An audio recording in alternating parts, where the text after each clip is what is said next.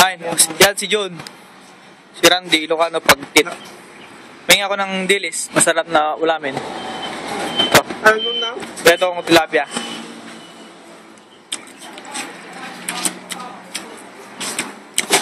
Ito yung loob ng linututuan namin. Yan siya ay nagluluto. Ito si Malon, Pogi. Yan yung kasama niya. Pogi. Yan yung lutuan. Yan. Yan. Mga tindang guwaba.